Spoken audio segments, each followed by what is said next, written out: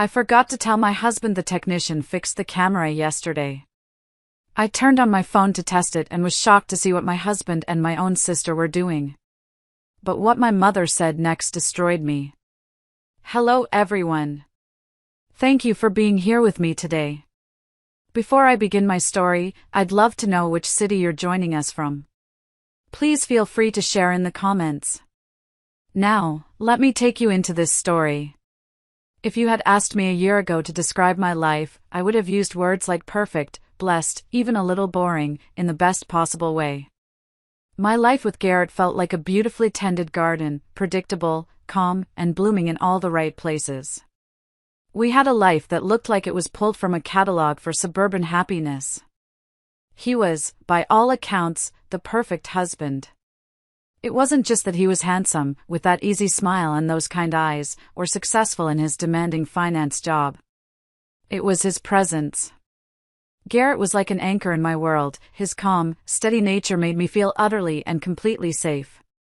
We lived in a lovely two-story colonial in a quiet neighborhood, the kind with big, sprawling oak trees that created a canopy over the street.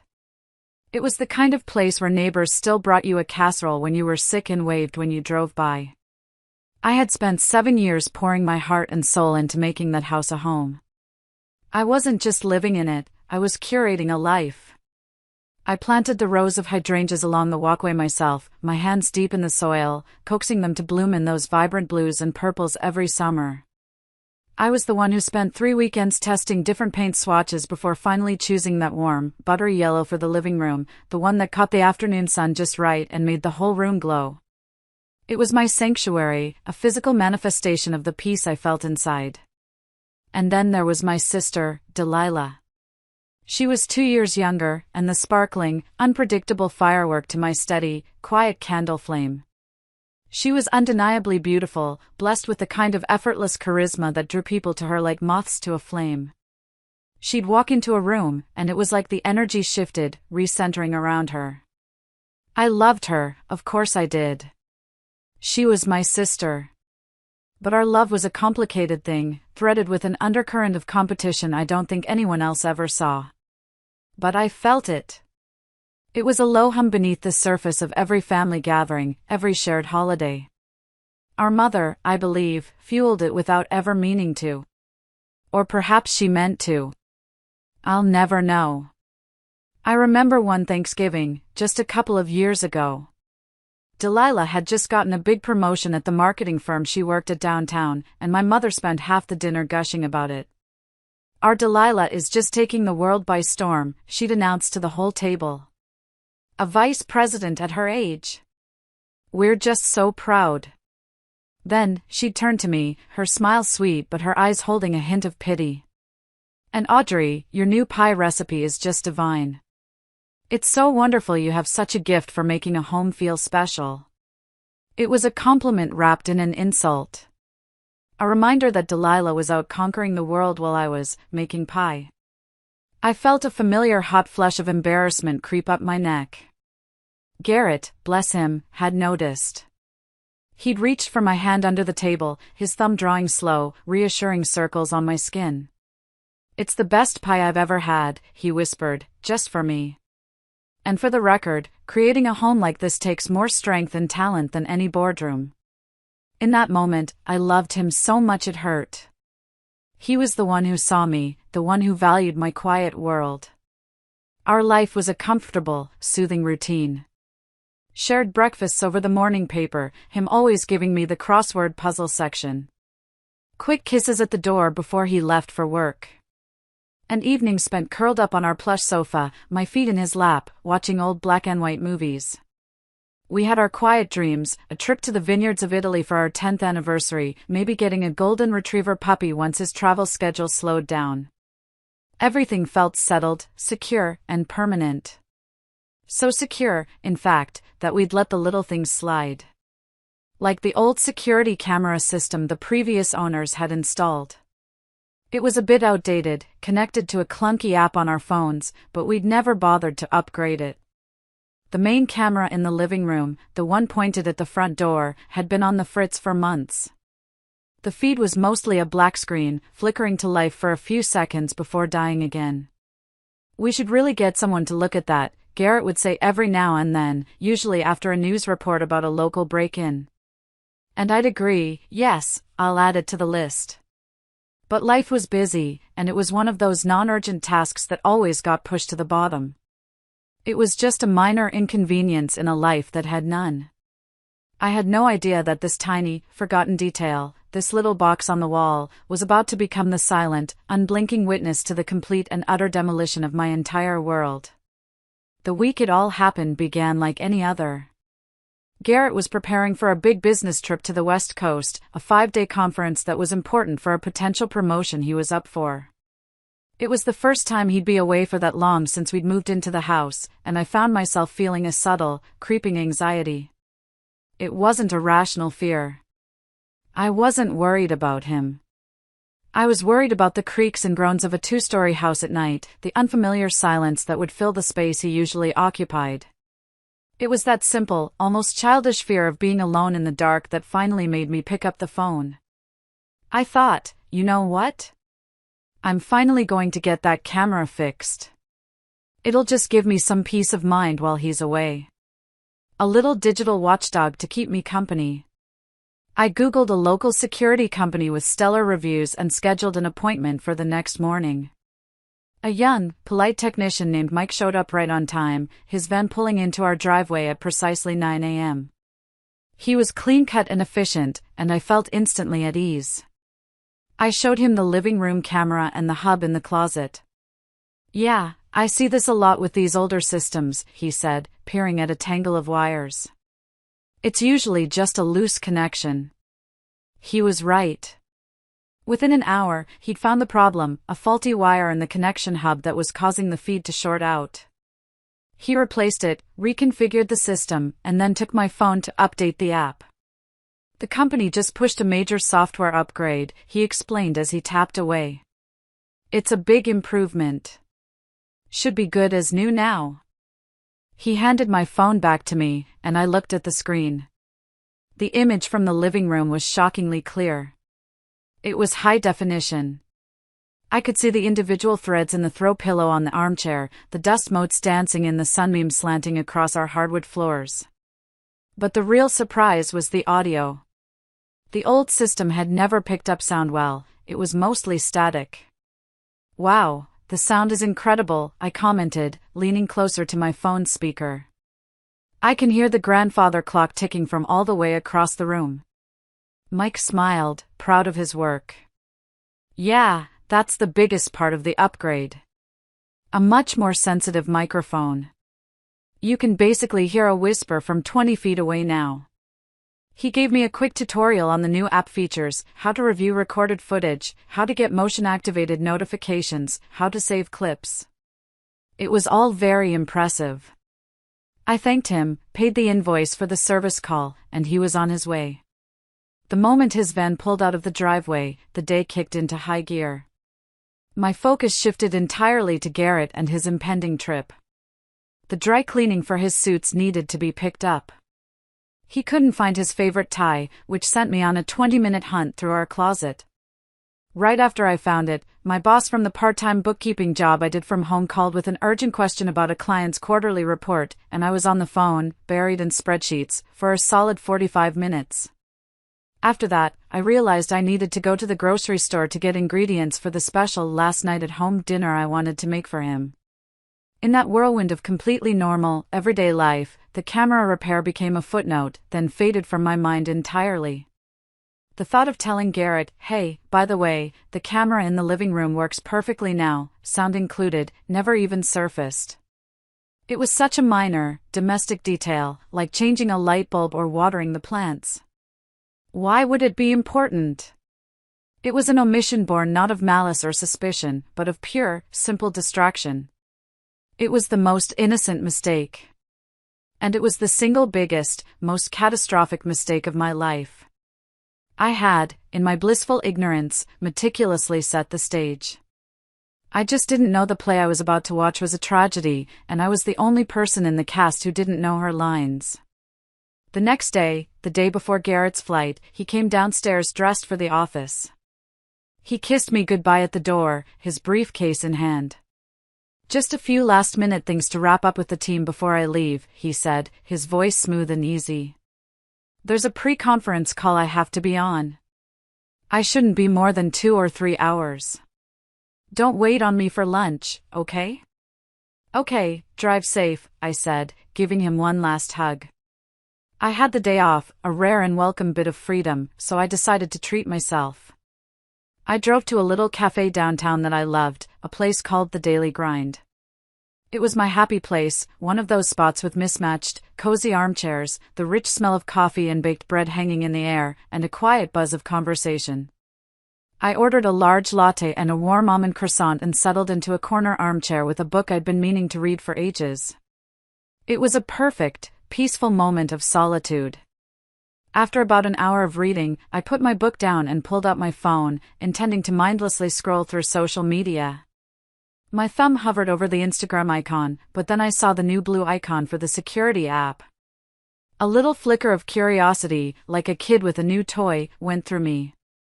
I thought, completely on a whim, I wonder if it's still working as well as it was yesterday. I tapped the icon. The live feed from our living room popped up, the image pristine. The room was empty, quiet, the afternoon sun streaming through the windows. I smiled to myself, feeling a small, silly sense of security. I was about to close the app when I heard a sound through my phone's speaker, the distinct, metallic click of our front door's deadbolt being unlocked. My heart gave a little jolt. I leaned forward, my brow furrowed in confusion. I watched as the door swung open and Garrett walked in. My first thought wasn't suspicion, it was just confusion. He's home early, I thought. He must have finished up at the office faster than he expected. That's nice. I almost closed the app, feeling a little guilty, like I was spying on him in our own home. But something made me pause. He closed the door behind him and tossed his keys onto the console table with a familiar clatter that I could hear perfectly through the phone. He looked around the empty room, a strange expression on his face, then he pulled out his own phone and typed a quick message. A moment later, I heard the front door click open again. It wasn't a stranger. It wasn't a delivery person. My heart squeezed in my chest, a cold, painful contraction. It was my sister, Delilah. She slipped inside like a shadow, closing the door quietly behind her. She was wearing a stylish trench coat and heels, looking like she'd just come from her important downtown office. But she didn't look like she was just stopping by for a quick, sisterly visit. There was an ease to her movements, a proprietary familiarity with the space that felt deeply, fundamentally wrong. Garrett didn't look surprised to see her. In fact, his face broke into a wide, genuine smile, a smile I hadn't seen directed at me in a long, long time. He walked over to her, and the way he put his hands on her waist, his thumbs stroking the fabric of her coat as he pulled her in for a hug, was not the way a man hugs his sister-in-law. It was intimate. It was possessive.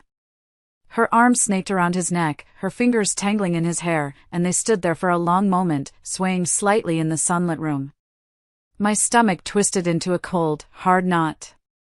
The croissant I'd eaten felt like a rock in my gut. My mind was scrambling, desperately trying to find a logical, innocent explanation. Maybe she was just incredibly upset about something at work. Maybe she just had a terrible fight with someone. Garrett is just comforting her. That's all this is. He's a good brother-in-law. But my intuition, that deep, primal part of me that I had ignored for so long, was screaming. It was a siren, wailing in the deepest part of my soul. It was screaming that I was watching something I was never, ever meant to see. I sat frozen in that plush armchair, the friendly chatter of the coffee shop fading into a dull, muffled roar in my ears. The world around me had ceased to exist. My entire universe had shrunk to the glowing 5-inch screen of my phone, where a horror movie was playing in real time, and I was the unwilling star. Delilah finally pulled back from the hug, but her hands remained on Garrett's shoulders. She looked up at him with that sparkling, coquettish smile that I knew all too well, the one she used when she was about to get exactly what she wanted. "I can't believe we have the whole house to ourselves," she said, her voice a low, sultry murmur. The phone's microphone picked it up with a sickening, invasive clarity. "It feels like forever since we've had any real time." Garrett's laugh was soft, intimate. "It's only been 2 weeks since that night at the hotel. But yeah, it feels like forever." He leaned in and kissed her. It wasn't a quick, stolen peck. It was a long, slow, hungry kiss that spoke of history and familiarity. It was the kiss of a lover, not a brother-in-law. I felt a wave of nausea so intense I had to swallow hard to keep from being sick right there in the middle of the daily grind. I physically recoiled, pressing myself back into the armchair as if I could create some physical distance from the emotional evisceration happening on my screen. They broke apart, and Delilah ran a hand through her perfectly styled hair. "Is she really gone for the whole afternoon?" "You're sure?" she asked, a casual, dismissive reference to me. "She thinks I'm at the office," Garrett replied, his voice a smooth, confident lie. "She won't be back for hours. We have plenty of time." The conversation that followed was the soundtrack to my life being systematically dismantled, piece by painful piece. It wasn't just flirtation, it was a debriefing of their secret life. They talked about close calls, the times I had almost walked in on them, the times I'd called Garrett when he was secretly with her. They laughed about it. They actually laughed. They recounted the excuses they'd made, the intricate web of lies they'd woven around me, their words creating a tapestry of deceit that stretched back months, possibly even longer. Each sentence was a fresh stab of betrayal, each shared laugh a sprinkle of salt in the wound. This wasn't a recent mistake, a moment of weakness. This was a calculated, long-term campaign of deception. And then, the conversation shifted. Delilah's tone became more serious. She placed a hand on her own stomach, a small, knowing smile playing on her lips. It was a gesture that seemed both rehearsed and deeply significant. "Well," she said, looking up at Garrett, her eyes shining with a strange, triumphant light. "We're going to have to figure out a more permanent solution soon." Garrett looked down at her hand, his brow furrowed in confusion for a second before understanding dawned on his face. His whole expression softened into something I hadn't seen from him in years, a look of pure, unadulterated awe. Are you sure?" he whispered, his voice trembling. She nodded slowly, her smile widening. "I took another test this morning. Just to be certain." "It's definite, Garrett. I'm pregnant." The air left my lungs in a silent, painful gasp. I couldn't breathe. It felt like the floor had dropped out from under the entire coffee shop, sending me into a bottomless, silent freefall. Pregnant. My sister. My baby sister was pregnant with my husband's child. "Oh my God," Garrett breathed, the words a reverent prayer. He pulled her into another hug, this one filled with a desperate, triumphant energy. He lifted her off the ground and spun her around in the sunbeam, a perfect, picturesque moment of joy. "A baby," he said, his voice thick with emotion as he set her down. "We're going to have a baby. A real family. A real family." The words echoed in the deafening silence of my mind. What did he think we were? What had the last 7 years of our marriage been? A dress rehearsal? A placeholder for the main event? I watched, paralyzed, as my husband and my sister celebrated the creation of a new life that signified the absolute, unequivocal death of mine.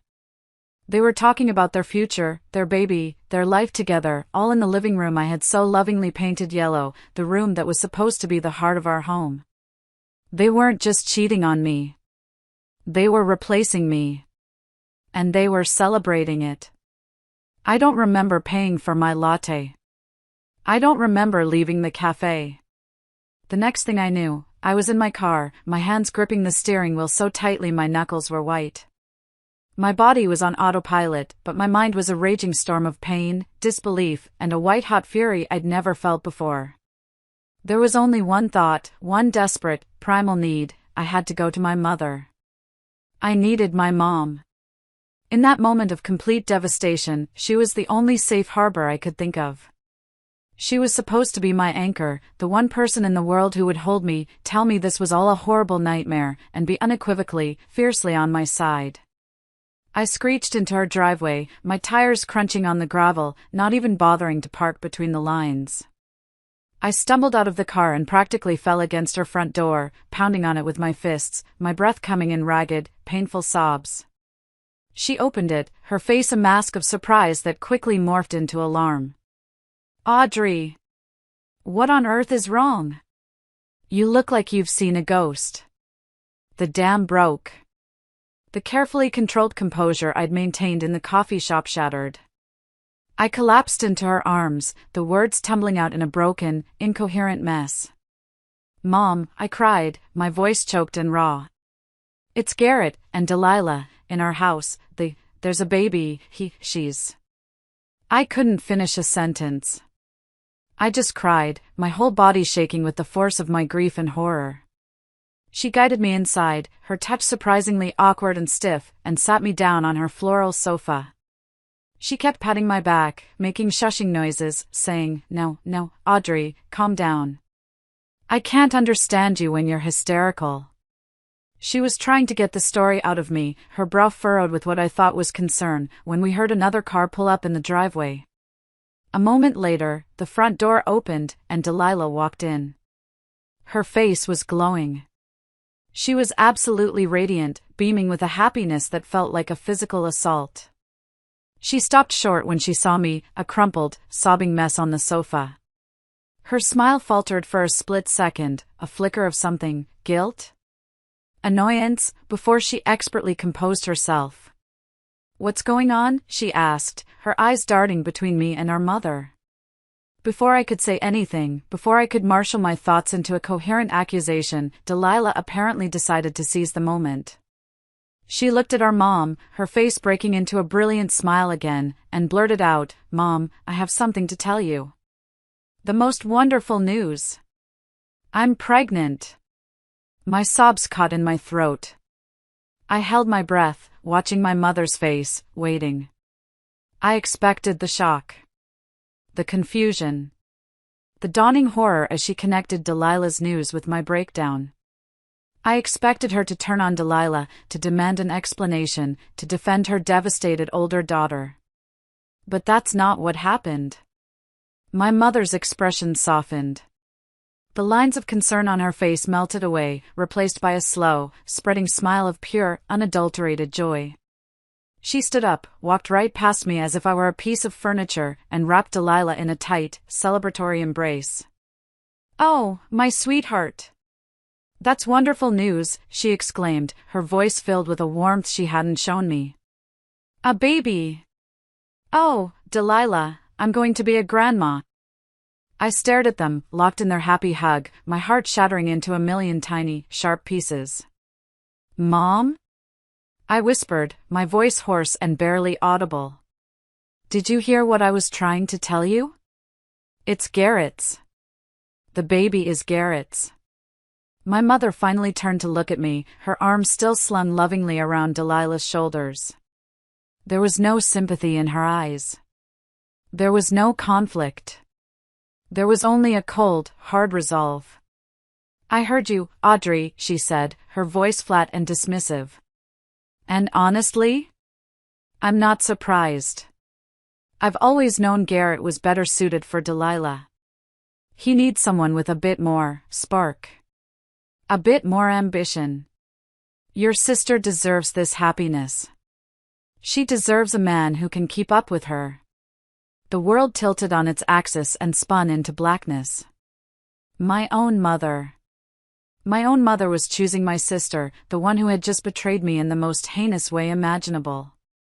She wasn't just condoning it, she was validating it. She was celebrating it. My 7-year marriage, my home, my heart, they were all acceptable collateral damage in the pursuit of Delilah's happiness. In that moment, I understood with a terrible, soul-crushing clarity, I had never been the favored daughter. I had just been the quiet one, the easy one. The placeholder. Delilah was the one she had always truly seen, truly championed. And I had just been utterly and completely erased. A wave of nausea, hot and acidic, rose in my throat. I thought I was going to be sick right there on my mother's pristine, beige carpet. I scrambled to my feet, the floral pattern of the sofa swimming before my eyes. I need some air, I mumbled, my voice sounding distant and strange to my own ears. I fled from the house, stumbling down the porch steps, unable to bear the sight of their triumphant, united faces for another second. I got into my car, my hands fumbling with the keys, my whole body trembling. But I couldn't bring myself to start the engine and drive away. I was paralyzed by a grief so profound it felt like a physical weight pinning me to the driver's seat, a lead blanket suffocating me. I just sat there, staring blankly at my mother's perfectly manicured lawn, at the cheerful red geraniums blooming in the flower beds. The living room window was slightly ajar to let in the cool spring air, and their voices drifted out, sharp and clear in the quiet afternoon. I should have driven away. I should have put on the radio, blasted the music, and peeled out of that driveway forever. But I couldn't. I was a moth drawn to a flame that I knew would burn away whatever was left of me. "She's taking this so dramatically," I heard Delilah say, her voice no longer glowing, but sharp with disdain. "You'd think she was the first woman to ever get a divorce." "She'll get over it," my mother replied, her voice cool and pragmatic. It was the voice she used when balancing her checkbook. "What's important now is you, Garrett, and the baby. We need a solid plan. Garrett needs to start the divorce proceedings immediately. He has to control the narrative. We can't have this dragging on and getting messy." My blood ran cold. A plan. This wasn't just a reaction, it was a strategy session. "But what about the house?" Delilah asked, a familiar whine creeping into her voice. "And their savings?" "Audrey put a lot of her inheritance from Grandma into that down payment, Mom. She told me once it was almost $60,000. She'll fight for it. She'll try to take half of everything." Then I heard my mother's voice, low and conspiratorial, a snake's hiss, and the words she said next stopped my heart from beating altogether. "Not if she's the one at fault," my mother said, her tone chillingly practical. "Listen to me, Delilah. Here is what needs to happen. Garrett is going to tell her that he knows she's been having an affair. We'll make something up. That guy from her old office she was friendly with, what was his name? It doesn't matter. We just need to plant the seed. It'll be his word against hers." "But what if she denies it?" "There's no proof," Delilah pointed out. "We'll create it," my mother said without a moment's hesitation. "It's easy enough. We can get one of your male friends to send her some suggestive text messages. Something we can take a picture of. Or better yet, Garrett can say he hired a private investigator who saw her meeting someone. In a contested divorce, especially in this state, if she's proven to be the adulterous party, he will get everything. The house, the majority of the assets. She'll be lucky to walk away with her car. You and the baby will be secure. This is the cleanest way to do it." I clapped a hand over my mouth to stifle a scream. A gasp. A sob. Something. This wasn't just a betrayal. This was a premeditated, malicious, evil plot.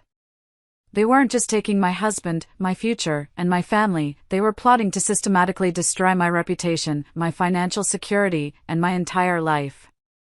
They were going to paint me as a cheap, lying adulteress so they could steal my home and my money without a fight. My own mother and sister were sitting in that sunny, cheerful living room, sipping what was probably iced tea, and calmly, methodically planning my complete and utter ruin. The sheer evil of it was breathtaking. It was so much more personal and cruel than the affair itself. An affair I could almost understand as a crime of passion, of weakness. But this? This was a crime of character. It was about greed, and cruelty, and a complete lack of a moral compass. It was cold. It was calculated. And it was coming from the two people in the world who were supposed to love me unconditionally. In that moment, the grief inside me, the hot, searing pain, flash froze. It curdled and hardened into something else entirely. It became a cold, heavy stone of pure, unadulterated rage. And it gave me a strange, terrifying clarity. They thought I was weak. They were about to find out just how wrong they were.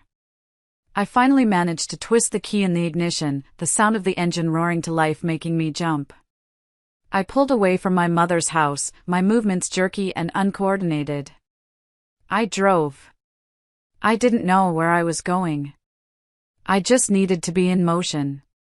The familiar suburban streets blurred into a meaningless smear of colors and shapes through my tear-filled eyes. My mind was a chaotic, horrifying replay of the last few hours, a continuous loop of torment. The image of Garrett and Delilah kissing in my sunlit living room. The sound of their triumphant laughter. The radiant, glowing look on my sister's face as she announced her pregnancy. The cold, dismissive words of my mother, "She deserves this happiness." And finally, the chilling, clinical details of their conspiracy to destroy me. Each memory was a fresh wave of agony, each one more debilitating than the last. After 10 minutes of aimless driving, I had to pull over into the deserted parking lot of a closed-down department store because I was sobbing so hard I couldn't see the road. I cut the engine and the silence in the car was absolute, amplifying the storm inside my head. I rested my forehead against the steering wheel, the cheap, textured plastic cold against my burning skin, and I let out a raw, guttural scream that tore through my throat. It was a sound of pure, animal pain, the sound of a life being ripped in two at the seams. How had I been so blind? How had I been so stupidly, blissfully naive? I started replaying years of my life, scanning them like an investigator looking for clues, and now everything was cast in a new, horrifying light. The little things I had dismissed as quirks or minor annoyances now seemed like giant, flashing, neon warning signs. I remembered a family vacation to the beach 3 years ago. I'd gotten a bit of a sunburn and gone to bed early.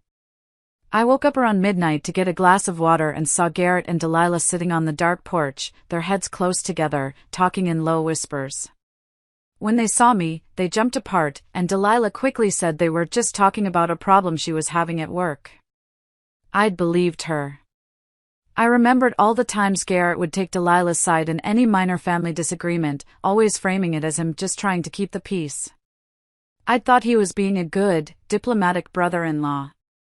Now I saw it for what it was, allegiance. I remembered the late-night work emergencies Garrett had that had become more frequent over the last year, the hushed phone calls he would take in the other room. The shared, secret smiles I'd catch between them across the dinner table that I had always told myself were just signs of a friendly, comfortable in-law relationship. It was all there. The evidence had been screaming at me for months, maybe years, and I had chosen not to hear it. I had been so invested in maintaining my perfect picture that I had willingly ignored every brushstroke that was out of place. I had painted over the cracks myself. I sat in that car for what felt like an eternity. The sun began to set, casting long, lonely shadows across the empty, cracked asphalt. I felt a profound, crushing emptiness. The love I had for my husband, the bond one thought I had with my sister, the security I felt in my mother's affection, it was all gone. It had all been an illusion, a story I told myself. I wasn't just heartbroken, I was a ghost. They had already written me out of their story and were now just figuring out the logistics of my disposal. For a little while, I let myself sink into that despair. It felt bottomless. I could just let it happen. I could let them ruin me, let them take everything. It would be easier than fighting. It would be easier than feeling this much pain. But then, through the thick fog of grief, the sound of my mother's voice echoed in my head, cold and calculating, not if she's the one at fault. And that's when the spark of rage I'd felt earlier ignited into a full-blown, towering inferno. No. I would not let them do this to me. I would not be their victim. I would not be the convenient, adulterous wife who gets tossed aside with nothing. They had started this war, but I would be the one to finish it. My hands were still shaking, but now it wasn't from grief, it was from adrenaline. I scrolled through my contacts, past the names of my mother and my sister, names that now looked like foreign words, until my thumb hovered over the one name I knew I could trust. Beatrice. Beatrice and I had been friends since our freshman year of college. We were an odd pairing. She was a sharp, cynical, no-nonsense New Yorker who had come to our state school for a change of pace, and I was, well, me. But we'd bonded instantly. We didn't have the kind of friendship that required constant contact. We might go for months without more than a few texts, both busy with our own lives. But when we did connect, it was like no time had passed. She was my rock, fiercely loyal and brutally honest. She was everything my sister wasn't. I pressed the call button, my heart pounding in my chest. She picked up on the second ring. Audrey? Everything okay? You never call me in the middle of a workday. Her voice was immediately alert, sensing trouble. And just like I had with my mother, it all came pouring out. But this time, it was different. I wasn't a sobbing, incoherent mess. I was eerily calm, detached, as if I were a detective delivering a briefing on a disturbing case. I told her everything, from the innocent camera repair to the affair, the pregnancy, and finally, the evil conspiracy I'd overheard at my mother's house. Beatrice didn't interrupt once. She didn't offer any empty, useless platitudes like "I'm so sorry" or "that's terrible." She just listened, a quiet, intense presence on the other end of the line. I could almost feel her processing every detail, filing it away. When I finally finished, the silence stretched for a few heavy seconds. Then, her voice came through, clear and firm as a surgeon's scalpel. "Okay," she said. "Okay, Audrey. Listen to me very, very carefully. Do not go home and confront him. Do not call your sister and scream at her. And you will not speak to your mother again unless I am in the room with you. Do you understand me?" "But Beatrice, I have to." "No," she cut me off, her tone leaving no room for argument. "You are not going to do a single emotional thing right now. Your feelings are valid, but they are a liability. Right now, we are going to be strategic. You are going to do exactly what I say. First thing, that video from the camera. The one of them in the living room. Where is it?" "It's on my phone, on the app," I said, my voice trembling slightly. "Not good enough," she said immediately. "That could be erased. Tonight, when that bastard is asleep, I want you to save that video. Record your screen while it plays, download the original file if you can, email it to me, email it to a new secret email address that you will create, and save it to a cloud drive that he knows nothing about. We need multiple, redundant copies. That video is your lifeline, Audrey. It's the proof that completely dismantles their disgusting little plan to frame you." Her practical, strategic words were like a splash of cold water to my face. They cut through my emotional chaos like a laser. She wasn't treating me like a fragile victim who needed to be coddled, she was treating me like a soldier preparing for battle. "Okay," I whispered, a flicker of strength returning. "Okay, I can do that." "Second," she continued, her tone relentless. "You are going to go home, and you are going to become Meryl Streep. You are going to win an Oscar. You are going to smile at Garrett, ask him about his day, and act like you had a wonderful, completely normal afternoon. You are going to be the sweetest, most loving wife he has ever seen. You will not give him any reason, not a single one, to suspect that you know. We cannot let them know that you overheard their plan. We need them to feel safe. We need them to walk right into the trap you are about to set." "I don't know if I can do that, B," I said, the thought of facing him, of touching him, making my stomach churn with bile. "Yes, you can," Beatrice said, her voice softening just a fraction, a rare moment of tenderness. "You are so much stronger than you think you are, Audrey. They have underestimated you your entire life. Let them keep doing it. For now, your job is to survive, to gather your ammunition, and to protect yourself. Tomorrow morning, first thing, you are going to call a divorce lawyer. I know a good one. A real shark. I'll text you her number. Your emotional breakdown can wait. Right now, it's time for war. When I hung up the phone, something profound inside me had shifted. The grief and pain were still there, a massive, aching hole in my chest. But they were no longer in control. I wasn't just a heartbroken wife anymore. I had a mission. I had a plan. And for the first time on the worst day of my life, I wasn't alone. Walking back into my house that evening was one of the hardest things I've ever had to do. The front door, which used to represent safety and comfort, now felt like the entrance to an enemy encampment. The air inside was thick with betrayal. Every object seemed to mock me. The framed photos of our wedding on the mantelpiece, the two of us smiling, so young and hopeful. The plush sofa where they had kissed just hours before. The hardwood floors they had stood on while they celebrated my replacement. The whole house felt like a crime scene, and I was being forced to live in it. Garrett was in the kitchen, humming to himself as he chopped vegetables for a salad. He looked up when I came in and smiled, that easy, handsome smile that I used to think was the most wonderful sight in the world. Now, it just looked like a well-rehearsed lie. "Hey, honey. There you are. How was your day?" he asked, walking over to kiss me on the cheek. His lips were warm against my skin. I had to use every ounce of my willpower not to flinch, not to recoil in disgust. I felt a hot wave of revulsion wash over me, but I pushed it down, deep, deep down, and summoned the performance of a lifetime. I forced my lips into a smile, a brittle, fake thing that felt like it would crack my face.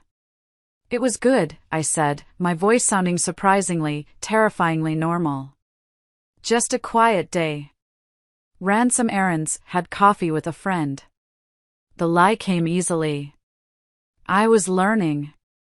"Smells good in here," I added, gesturing towards the stove where a pan of salmon was sizzling. It was a stupid, meaningless comment, but it was normal. And normal was my new camouflage. That evening was a masterclass in psychological torture. We sat at the dining room table, the same table where we had hosted countless dinner parties and family holidays, and I listened to him talk about his upcoming trip. He was so animated, so full of energy and plans. I knew now it wasn't just excitement for his work, it was the thrill of his new life, the life he was about to start with my sister, funded by my destruction. I just nodded and smiled, pushing the food around my plate. The delicious meal he'd cooked tasted like ash in my mouth. My stomach was in such a tight, painful knot that I couldn't swallow a single bite. "I'm just not very hungry tonight," I said with a little shrug when he noticed. Must have had too big a lunch. Another easy lie. The worst part was bedtime.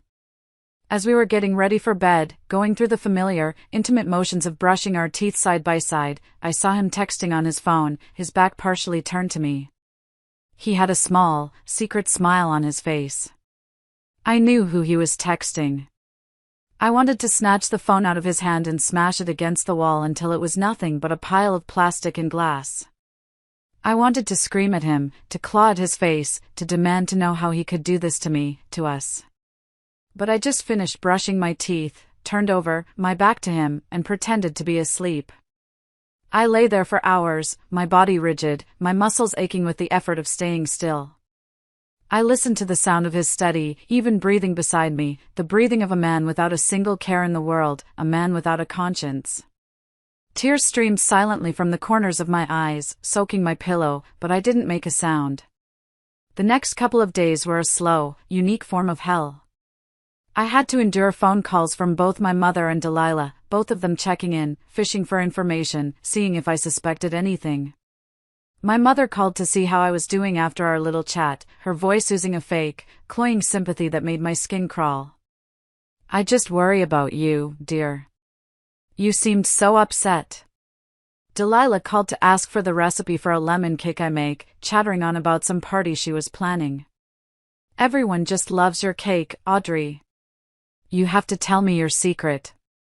Every cheerful, normal word was a twist of the knife. I answered their questions, my voice a carefully controlled monotone, my responses short and non-committal. I was polite, distant, a ghost in my own life. I could tell it confused them, but they were too wrapped up in their own schemes, too convinced of their own cleverness, to pay it much attention. They saw my quietness as sadness, as weakness. They had no idea it was the calm before the storm. Each fake smile, each polite nod, was me sharpening my weapons in silence. The night before Garrett was scheduled to leave for his trip was sleepless. I lay in bed, feigning sleep, my entire body a coiled spring of tension. I waited, listening to his breathing, until it deepened into the slow, rhythmic cadence of a deep sleep. It must have been 2 a.m. Carefully, slowly, I slipped out of bed. The floorboards didn't creak. The house was silent. My heart was thumping against my ribs like a trapped bird as I took my phone into the master bathroom, closing the door as quietly as I could and locking it. The click of the lock sounded like a gunshot in the silence. I sat on the cold tile floor, the bath mat soft beneath me, bathed in the dim, sterile glow of my phone screen. I opened the security app, my hands trembling as I navigated to the recordings from 2 days ago. I found the file. I hit play. I forced myself to watch it all again. This time, there were no tears. This time, it wasn't about the pain. It was about the evidence. I watched with the cold, detached focus of a prosecutor. I started a screen recording on my phone, making sure to capture every second of their conversation, every treacherous kiss, every triumphant smile. I made sure the date and timestamp were clearly visible in the corner of the recording. When it was done, I saved the new video file to my phone's gallery. Then, the real work began. I opened the new, secret email address I had created that afternoon on the library computer, an address with no connection to my name. I attached the video file and sent it to Beatrice. Then I sent another copy to myself at the same secret address. Then, I opened the new Cloud Drive app one had downloaded, an obscure one I was sure Garrett had never heard of, and uploaded the file. I watched the progress bar fill, a thin blue line of hope. When it was complete, I deleted the original screen recording from my phone's gallery. No loose ends. I had multiple, redundant, off-site copies. This was my insurance policy. This was the undeniable, uneditable truth, captured and preserved. The next morning, I put on my best performance yet. I drove him to the airport. I smiled. I kissed him goodbye at the security gate, a lingering, Judas kiss that made my stomach roil. "I'll miss you," I said, the words tasting like poison. "I'll miss you too, honey," he said, squeezing my hand. "I'll call you when I land." He had no idea I was saying goodbye forever. The moment his flight was in the air, my real work began. I drove straight home and I didn't stop for a moment. Beatrice had told me to gather every financial document I could find, and I became a forensic accountant in my own home. I went straight to the filing cabinet in our home office, a piece of furniture I had always ignored, and started pulling out folders. My hands moved with a feverish, focused urgency. I pulled out everything: our joint tax returns for the past 5 years, bank statements for our joint savings and checking accounts, the thick folder with the mortgage documents for the house, car titles, statements from our investment portfolio. I spent the next 4 hours at the local copy shop, methodically making copies of every single page. I remembered what Delilah had said about my inheritance from my grandmother. My sweet grandma, who had adored me and left me a modest sum to help me build a happy life. I had used a significant portion of it, nearly $60,000, for the down payment on our house. I tore through my old files until I found it, the bank transfer records and the closing documents that clearly showed the source of those funds, my name right there. It was all there, in black and white. As I dug deeper into the filing cabinet, into drawers I hadn't opened in years, I found things that made my blood run even colder. Tucked away in the back of a drawer, hidden beneath a stack of old user manuals, I found a stack of credit card statements. They were for a high-limit American Express card in Garrett's name that I had never, ever seen before. My hands shook as I spread them out on the floor. The charges were a detailed, sickening map of his secret life. There were fancy dinners at expensive downtown restaurants I'd never been to, places he'd always claimed were too stuffy for us. There were hotel bookings in nearby towns for dates I now realized were his late nights at the office. There was a charge for over $2,000 at a high-end jewelry store from 3 months ago, not for our anniversary, and not for my birthday. I knew, with a certainty that made me sick, who that gift had been for. He was funding his entire affair with our money, with money I had helped earn and save. The rage that filled me was so intense it made me feel dizzy. I took crystal-clear pictures of every single statement with my phone. By the end of the day, I had a thick manila folder filled with copied documents and a digital folder on my secret cloud drive filled with images and videos. It was an arsenal. It was the documented proof of my life, my contributions, and his profound, multifaceted deceit. I wasn't just a scorned wife anymore. I was a plaintiff with a mountain of irrefutable evidence. I had everything I needed. Now, all that was left was to find the right person to help me use it to burn their world to the ground. Beatrice's recommendation for a divorce lawyer was a woman named Catherine Davenport. She's not cheap, Beatrice had warned me over the phone, but she's the best. She's a shark. A well-dressed, polite shark, but a shark nonetheless. She eats men like Garrett for breakfast. Catherine's office was on the 30th floor of a sleek, modern glass building downtown, the kind of place that felt both intimidating and profoundly reassuring. The reception area was minimalist and elegant, with abstract art on the walls and a view that stretched across the entire city. I walked in, my sensible shoes silent on the polished concrete floor, clutching my manila folder to my chest like a shield. I felt completely out of place, a simple suburban wife in a den of corporate power. Catherine Davenport was not what I expected. She wasn't a cold, aggressive woman in a pinstripe power suit. She was in her late 40s, dressed in a stylish but understated silk blouse and trousers. She had sharp, intelligent eyes that seemed to see right through you, but her smile was warm and her handshake was firm. She exuded a calm, composed competence that immediately put me at ease. She led me into her corner office, which had a stunning panoramic view of the city skyline. "Please, Audrey, have a seat," she said, gesturing to a comfortable leather chair opposite her polished mahogany desk. "Beatrice told me a little, but I'd like to hear it from you.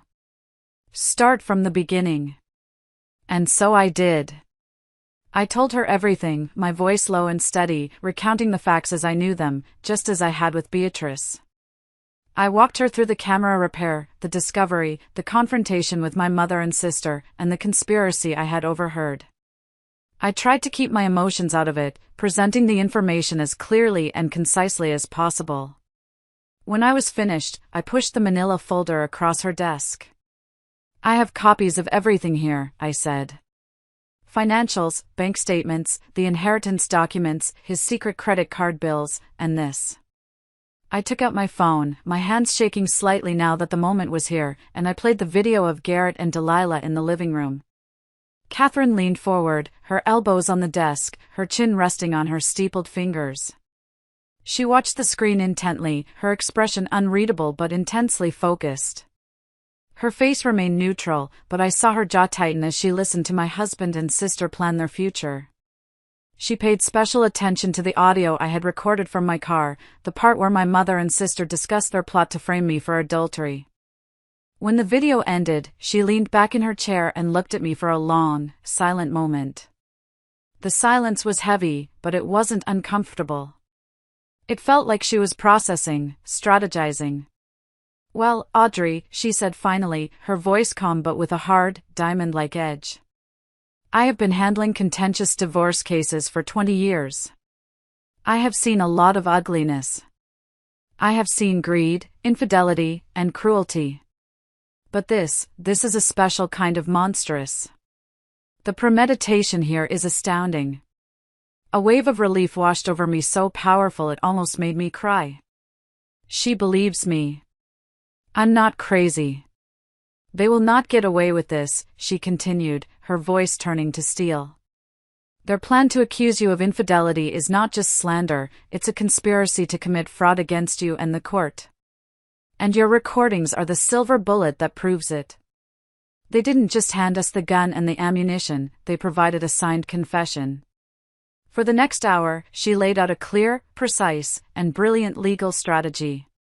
She spoke in terms I could understand, explaining every step. We would file for divorce immediately, citing irreconcilable differences. Simultaneously, we would file an emergency motion to freeze all our joint assets, the bank accounts, the investment portfolio, everything. He won't see it coming, Catherine explained, a grimly satisfied look in her eyes. He'll be served with the papers at his hotel in California. He'll be blindsided. By the time he gets back, he won't be able to touch a dime of your joint money without a court order. We seize control of the narrative and the finances from day one. She talked about the house, the inheritance money I had invested, and how we would argue for a division of assets that was heavily, and justifiably, in my favor due to his egregious marital misconduct and the active conspiracy to defraud me. She looked at me, her sharp eyes holding mine. You are not going to be the victim here, Audrey. You have been victimized, but that ends today. In this process, you are going to be the victor. You will walk away from this with your head held high, your dignity intact, and your financial future secure. Now, she said, leaning forward slightly, are you ready to fight? I took a deep breath, the sterile, air-conditioned air of her office filling my lungs. The fear and heartbreak were still there, a massive, aching void inside me. But for the first time, they were joined by something else, something powerful, righteous determination. I looked at this strong, capable woman who was now my general, my champion. And I felt a surge of strength I didn't know I possessed. Yes, I said, my voice clear and steady, without a trace of a tremor. I'm ready. The plan was set in motion with a chilling, surgical efficiency. The very next day, while Garrett was 3,000 miles away attending a conference luncheon, Catherine filed everything with the court. A process server was dispatched to his hotel in Los Angeles. I can only imagine his face when he was handed a thick legal envelope in the middle of his hotel lobby. His panicked, furious voicemail started lighting up my phone about an hour later. Audrey, what the hell is this? A divorce? Freezing our accounts? Call me back right now. This is insane. Then another, an hour later, are you serious? You can't do this. We need to talk. And another, answer your phone, damn it. You are blowing up our lives over some misunderstanding. I didn't answer. I didn't listen to the messages more than once. I just let them accumulate, each one a small, satisfying piece of evidence of his unraveling. I saved them all. He was flying back 2 days later. I knew I needed one final act. I couldn't just let it all play out through our lawyers. I needed to see their faces. I needed closure. I needed them to know that I knew. The morning of Garrett's return flight, I sent a simple text message to a group chat with him, Delilah, and my mother. My fingers were steady as I typed. Hi everyone. Garrett gets in this evening. I'm making his favorite roast chicken for a special welcome home dinner tonight at 7. I think it's time we all sat down and had a family talk. There are some important matters we need to discuss. The bait was set. Their arrogance, I gambled, was so profound they couldn't possibly imagine I knew anything beyond the simple fact that I wanted a divorce. They would assume I was emotional, unstable, and that they could manipulate me. Delilah replied almost instantly with a cheerful, two-faced text, of course. Family is everything. We'll be there to support you both. My mother sent a simple, imperious reply, see you at 7. That evening, I set the dining room table with our best china and silverware, the ones we only used for Christmas and Thanksgiving. I opened a good bottle of wine. I cooked Garrett's favorite meal, roast chicken with rosemary potatoes and asparagus. The house smelled warm and inviting, a perfect picture of domestic bliss, a stage set for a final, terrible act. I was calm. Terrifyingly calm. The actress was ready for her final performance. They arrived together, a united, worried front. Garrett looked exhausted and angry, his face tight with stress. Delilah was clinging to his arm, her expression a carefully crafted mask of concern. My mother walked in with an air of cold authority, ready to mediate and, no doubt, manipulate the situation to her advantage. "Audrey, what is the meaning of this?" Garrett started, his voice sharp, as soon as they were in the door. "This dinner, the divorce papers." "Please, sit down," I said, my voice even and pleasant, gesturing to the beautifully set table. "Let's have dinner first. We're all adults. We can talk over the meal." Confused but unable to refuse without seeming unreasonable, they sat. The meal was excruciatingly tense. They barely touched their food. Garrett kept trying to start a serious talk, and I kept cheerfully deflecting. "Oh, not now, let's just enjoy the food," I'd say with a bright smile. I, on the other hand, ate slowly and deliberately. I complimented the wine. I talked about the unseasonably warm weather. I asked my mother about her garden club. I was the picture of serene, almost unnerving, normalcy. Finally, after I had cleared the dessert plates, I sat back down at the head of the table. I folded my hands neatly in front of me. The performance was over. So, I began, my voice now devoid of its earlier warmth. It was flat and cold. "I suppose you're wondering about the divorce papers, Garrett." He launched into a prepared, pathetic speech about how I was overreacting, how we'd hit a rough patch, how we could work through this with counseling. Delilah looked down at her lap, the picture of a supportive, grieving sister. My mother watched me with narrowed, analytical eyes. I let him talk for a minute, and then I held up my hand to stop him. "You know, it's funny," I said, a small, cold smile touching my lips.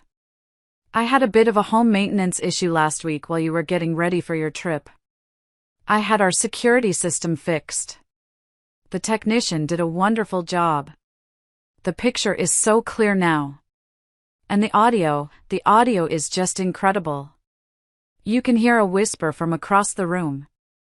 I watched, with a grim and terrible satisfaction, as the color drained from Garrett's and Delilah's faces. My mother's expression flickered with the first hint of genuine uncertainty. I didn't raise my voice. I didn't need to. I simply took my phone out of my pocket, placed it in the center of the dining room table, and pressed play. The sound of Garrett's voice filled the silent room, followed by Delilah's. I watched their faces as they were forced to listen to themselves. To their kisses. To their laughter. To the moment Delilah announced her pregnancy. To Garrett joyfully declaring they would be a real family. Delilah began to cry silently, her hand flying to her stomach. Garrett stared at the phone as if it were a venomous snake, poised to strike.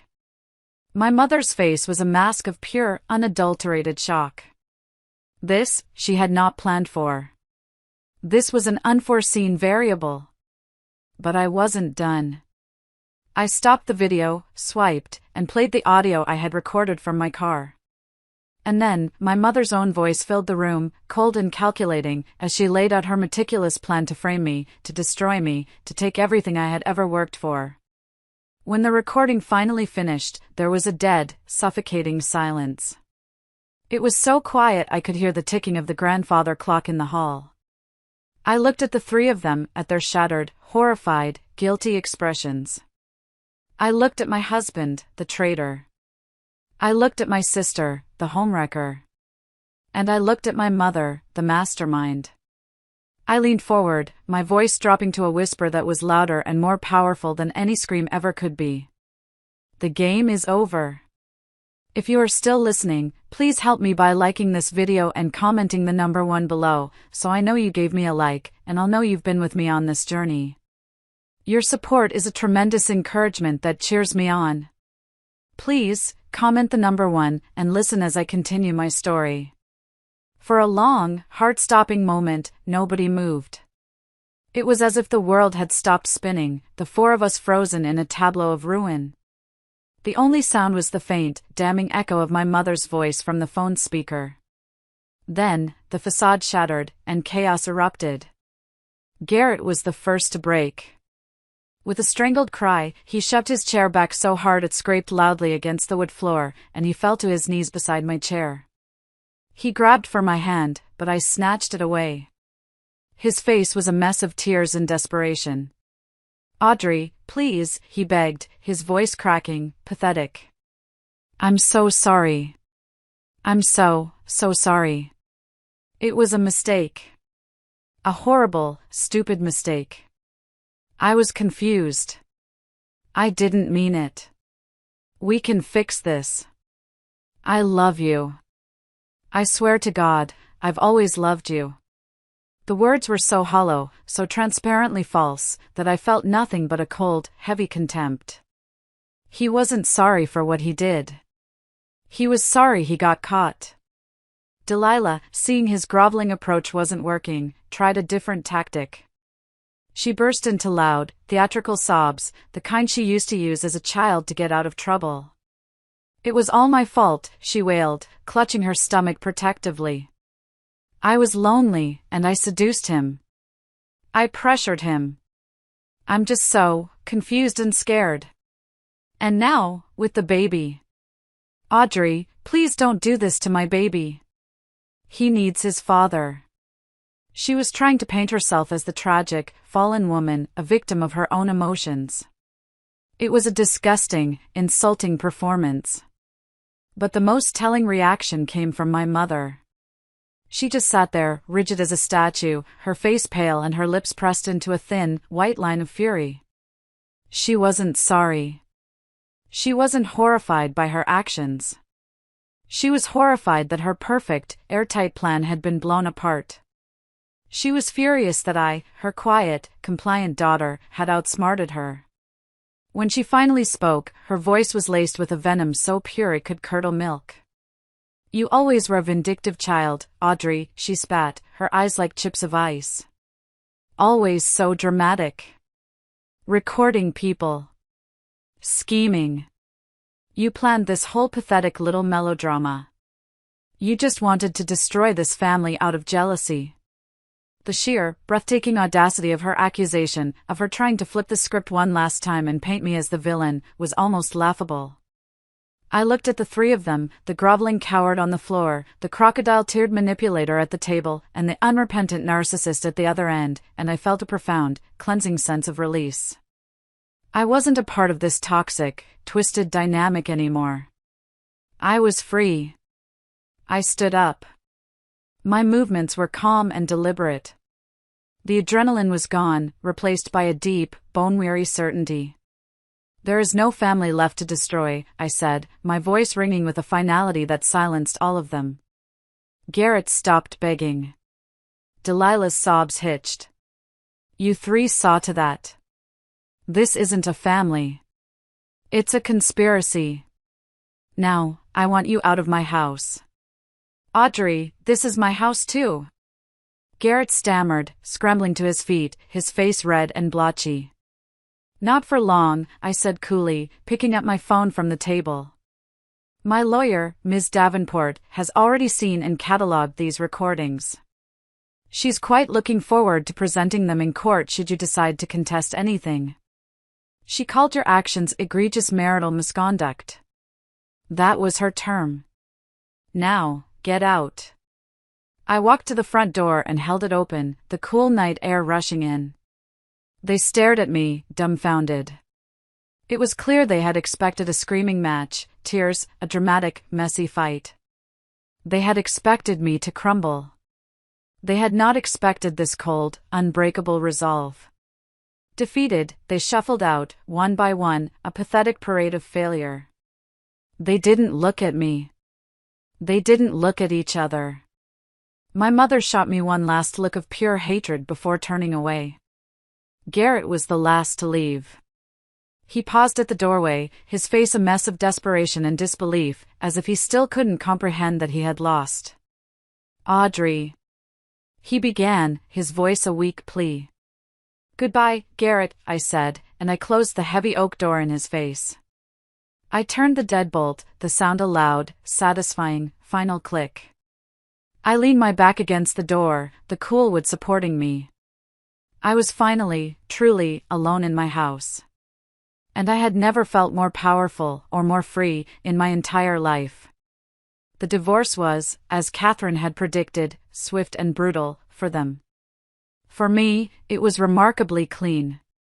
Faced with the undeniable, multi-layered video and audio evidence of both the affair and the conspiracy to commit fraud, Garrett's high-priced legal team had no choice but to advise him to settle, and settle quickly, to avoid a public, humiliating court battle. I got the house.